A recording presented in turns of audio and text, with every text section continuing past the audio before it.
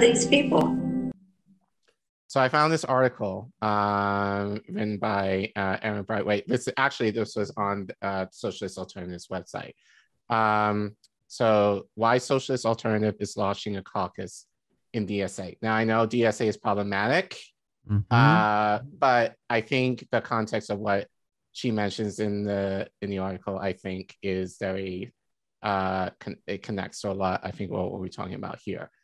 This is not the whole article, but I'll just read the parts that I think that are important. We have commented before on the rightward drift of the leadership of Democratic Socialists of America. To be blunt, since Biden's election, many DSA leaders have provided left cover to Bernie Sanders and the squad, as Sanders and the squad have abandoned the program on which they were elected. From Force the Vote to the Bowman affair, DSA leadership failed to confront their endorsing representatives, as those representatives entered into a doomed compact with a longtime servant of capitalism, Joe Biden. Not Joe. Go ahead. The squad operated with the thin Democratic margin in the House, could have used that leverage to force through progressive reforms. As we have argued, there's a huge opportunity for them to fight for pro-working class demands like Medicare for All and a Green New Deal in the halls of Congress, while also helping to mobilize a movement for their program in the streets that DSA could have played a major role in building. Instead of using their power to win concrete victories and build a socialist movement, they limited their activity to being the loyal opposition of the Democratic Party in power, and they abandoned their own program. The limited program of the squad did support Biden's original agenda, now lies in ruins, and the Republicans are poised to reap the windfall of disappointment generated by those failures. The Democratic Party is increasingly discredited among large sections of the population. Socialists have every motivation to make a decisive break from Democrats, firstly because, at its essence, the Democratic Party is a party for and for capitalism that will sell out the working class at any opportunity. But also, it is a deeply damaged brand. Biden is now the president of a failed pandemic response, expiring federal relief, and inflation.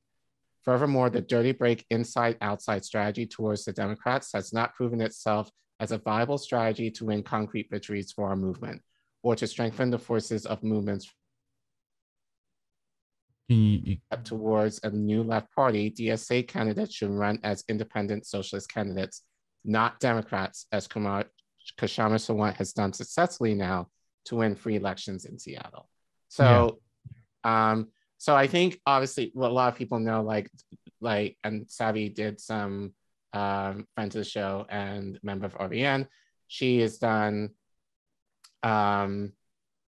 she has done a lot of work kind of exposing Justice Democrats and kind of exposing how much dark money they have been taking, which ultimately corrupts this fraud. I wanted to show this clip. She interviewed Cynthia McKinney, a former congresswoman, I think on Friday. And she kind of makes a point as to, why, the squad, hasn't done what they were supposed to do. So actually, wait. You do it. I believe in you. If I was Nina Turner, I would feel some kind of way. She probably does. And what it demonstrates is that these people who are paraded before us as progressives can talk the talk, but they don't walk the walk. And so at some point, you just have to accept what Congresswoman Maxine Waters said to me many years ago. Cynthia, you just have to accept that when the leadership tell us to do something, we're going to do it. And that's just sort of you could say the price of incumbency is your values. And it's very hard to be in alignment with your values when you are answering to someone else. The problem is that the members of the Democratic caucus, as well on the other side, the members of the Republican caucus, answer to someone else. What we need, first of all, we'll never get it without election integrity, but we need more independence. We need people who are not walking the political party line to be able to make decisions based on whether the policy is good or not good for the people of the United States. That should be the sole criterion. And so people are saying to us that, but you still have to vote for them because they're the lesser of two evils. But no, when they join the evil, they're not lesser than anything except what they said to you. So they become lesser caricatures of themselves to the public because they're not even living up to their own rhetoric, because in the end, that's what it is. It's just rhetoric.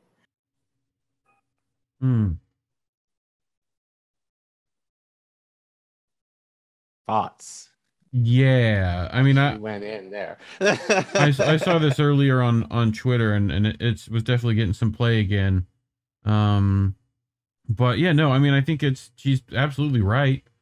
Like they're definitely bought at this point. You know, there's no lesser evil in any of those politicians. Like, you know, they're all evils. Might as well vote Cthulhu at this point. But I think again, it kind of goes to show you, if the Justice Democrats are the organization arm of the squad, like the Justice Democrats are meant to be the ones who are helping to mobilize the progressive base in order, you know, the squad working in tandem with the Justice Democrats in lieu of us to get shit done. Yeah. So the fact that they haven't done that, you know, kind of shows what the Justice Democrats have basically showed, you know, what their values are. And obviously, like, we've been duped, you know, as far as what they were selling to us initially is not the reality of what they claim to be. And which has resulted in the squad, you know, ultimately aligning with the establishment versus aligning with us. So essentially, like, whatever values they had going in, and I've said this before because people, again, I say this all the time, like, people think, oh, you hate the squad. No, I don't hate the squad. What I hate is that they came in with a certain value set that they just kind of dismissed once they're in office, seemingly now for the sake of their survival, you know, and for their careers, essentially. So that's what I hate about them, you know. So, but I wanted to play that of what Cynthia said in comparison to what Kshama Sawant herself said 4 years ago in an interview. And it's funny, like, I think it's definitely worth watching the whole interview because, again, this was 5 years ago now, because she did this in summer 2016.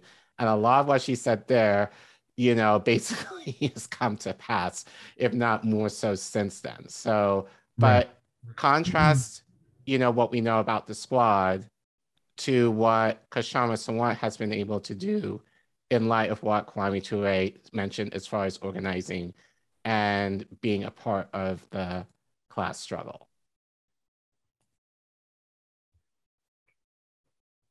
Ooh, try again. Oh, here, let me, I got you. Hillary Clinton. What you're suggesting is that there is a way to go from here to build something better.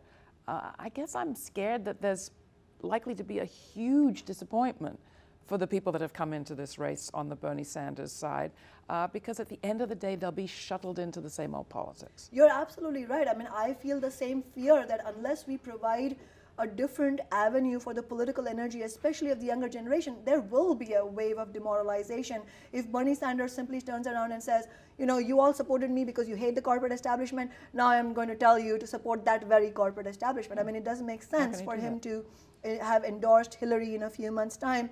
But so far, all indications are that he may not go the movement for Bernie path. You know, we are urging through movement for Bernie that he should run as an independent. And I'll say this, I mean, I don't know that this is going to happen. I don't think it's likely, but you never know. Events are shifting. But I would say this, if Sanders was to run as as a presidential candidate with Stein on the Green Party ticket, with Jill Stein, who has launched her independent campaign with an excellent program, I might say. Her program is more to the left than Bernie Sanders' program. And if we had a Sanders-Stein presidency run, it would be enormous. It would be no less than a political earthquake. But at the same time, I will also say this. I will thank Bernie for all the service he has, provided in terms of really activating a whole tens of millions of young people.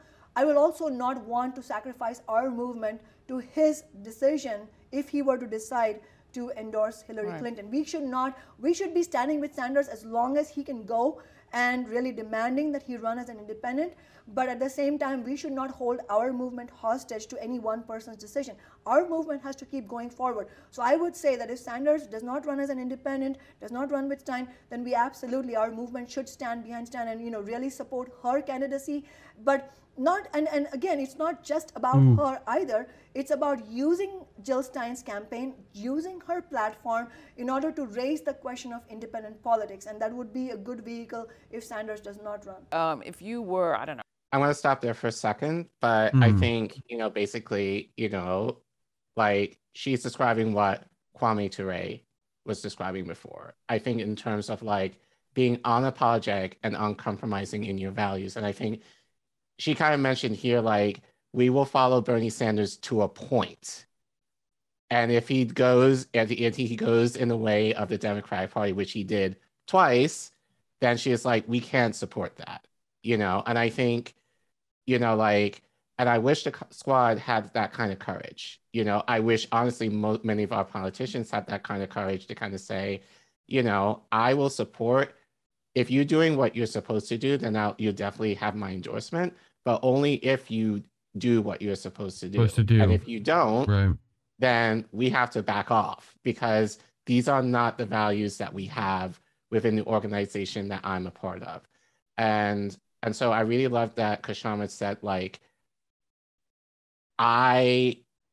in line with Socialist Alternative, I am not going to compromise the organization or myself or the values that collectively we have set, to fall in line with the Democratic Party if Bernie ends up, endorsing, at the time, Hillary Clinton. And, well, we know the result of that, and we saw that twice, given that he did it a second time with Biden.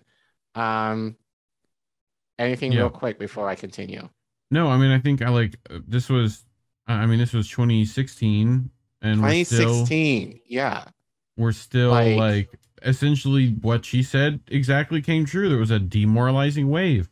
The entire left is now demoralized. Like, we have no, essentially, Bernie did hold the movement hostage, and wasn't able to like transfer it over to some third party or some other like organization. So now it's dead in the water, pretty much. Which is what everyone's been seeing in the movement. So, anything you got to add, Ricky, or? Nope. Yep. I think Kshama Sawant is always spot on. Yeah. Like, if we listen to her more, we'd be better off. Right. Yeah. All right, let me finish this. I don't know why it's having trouble for you. Probably because what it's you're time. suggesting is there is a way to go from here to no. build something better. I guess I'm scared that there's likely to be a huge disappointment. Fast forward it. That's not where. That's bad. I guess I can't do that. With the corporate establishment, now I'm going to tell you to support that very corporate establishment. I mean, it doesn't make sense for him to. It was like right I don't here, know right? this is going to happen. I don't think, with an excellent program, I might say. Her program is more to the left than Bernie Sanders' program. And if we had a Sanders-Stein presidency just let it go run, from here. it would be enormous. It would be no less than a political earthquake. But at the same time, I will also say this. I will thank Bernie for all the service he has, provided in terms of really activating a whole tens of millions of young people. I will also not want to sacrifice our movement to his decision if he were to decide to endorse Hillary Clinton. We should be standing with Sanders as long as he can go and really demanding that he run as an independent. But at the same time, we should not hold our movement hostage to any one person's decision. Our movement has to keep going forward. So I would say that if Sanders does not run as an independent, does not run with Stein, then we absolutely, our movement should stand behind Stein and, you know, really support her candidacy. But not, and again, it's not just about her either. It's about using Jill Stein's campaign, using her platform in order to raise the question of independent politics. And that would be a good vehicle if Sanders does not run. If you were, I don't know, mayor tomorrow, or if you had charge of a city like Seattle, what would be your socialist agenda? What would you actually try to do or get done at the local level? What would it look like? Well, first of all, just to give the political context behind which we won as a city council member and won the re-election, and if we were to win other seats and if we were to run other candidates, it's definitely not about me. It's not about Bernie, it's not about me. It's about that mass movement that we're building, and we would like to run independent candidates and build an independent party in service of these mass movements to win social change. It's not about the candidates. But if we were to win such a platform, it would, if we were to have won that platform, it would have indicated already an ascendancy of the movement. I mean, the fact that we won was not in a political vacuum. It won because there was a movement, you know, Occupy movement, the Wisconsin public sector uprising. Things were changing all across the world, starting with the Arab Spring. And so I would say that if that happened, we would have a groundswell of momentum for all kinds of things. We would want to tax the rich to fund public schools. We would want to tax corporations to make full funding available for a full-fledged metropolitan mass transit system in Seattle, which we've been fighting for. But who's the obstacle to that? The Democratic Party establishment. So the first number one step is to build our independent movements and build an independent party. Yeah. Yep. Couldn't agree more. I mean, we need more of that, honestly. So I think to sum up, I think as Barbara Touré said, you know, and I'll make this point, you know, to anyone, you know, who asks, you know, ask your politicians who's your organizational arm that's backing you. And because I think that's a telltale sign of like where the values lie. And many times I think as we're beginning to see, you know, like a lot of their organizational ties, if you do the digging, you know, it's not always tied to grassroots. More often than not, a lot of these organizations have some type of corruption, you know, or dirty money that's infiltrated into them, you know, like have we seen with the Justice Democrats. So I really think that that's something that we should be moving forward, that we should ask our politicians, you know, just so we kind of know, like, because I think now it's becoming the trendy thing of saying like, oh, I don't take any corporate money and all that. But then like, if you dig deep enough, that's not always the case, you know? So, right. So I think, again, just the corporate, the organizational arm is kind of indicative of the values of the politician, you know? And I think, yeah, as I said, we definitely need to ask, you know, of our politicians, just so that we can truly know if they're really, you know, will work in tandem for the establishment, or if they will, you know, or if they will really work for us. Yeah, so that's all I gotta say.